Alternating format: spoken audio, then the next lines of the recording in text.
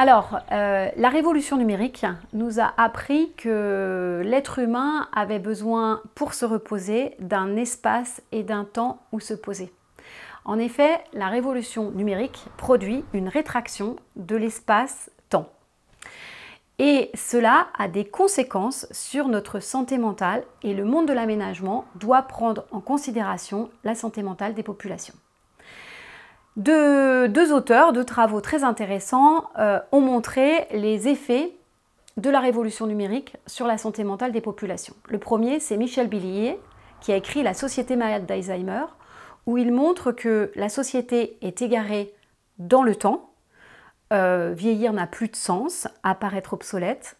Nous sommes égarés dans le temps des saisons, nous vivons plus qu'à une seule saison, celle à 22 degrés toute l'année. Nous sommes égarés parfois même dans le rythme diurne et nocturne avec une vie urbaine qui ne s'arrête jamais.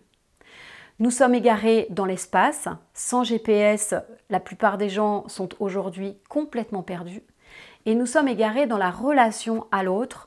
Nous connaissons beaucoup de gens, mais nous avons beaucoup de mal à avoir des relations stables et profondes. De même, le neurologue Lionel Nakache a écrit L'homme raisonnable, où il montre que malgré toute la mobilité, plus nous sommes mobiles, moins nous sommes dépaysés, plus tout se ressemble.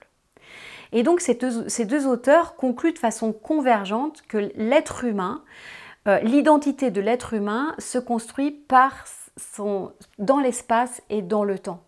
Et plus l'espace-temps est perturbé, plus l'espace-temps est réduit, plus la conscience que nous avons de nous-mêmes s'atténue. Et donc, dans les deux cas, il y en a un qui dit « nous sommes comme une société malade d'Alzheimer », l'autre dit « nous sommes comme une société en crise d'épilepsie », c'est-à-dire que nous sommes une société qui devient inconsciente. Donc nous devenons une société de zombies.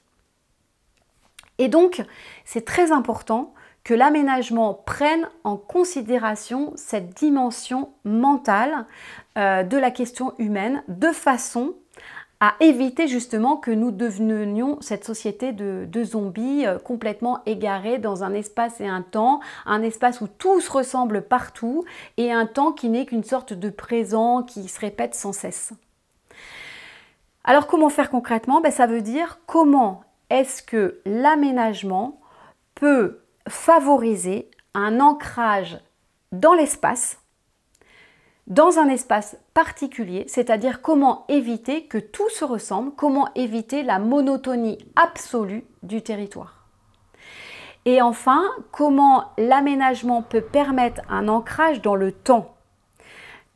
Tous les mouvements de ralentissement, tous les mouvements slow city, slow life, slow food, tous les mouvements slow sont à la fois des mouvements d'ancrage dans l'espace, parce que l'espace et le temps est lié dans notre cerveau. Si on ralentit, on s'ancre.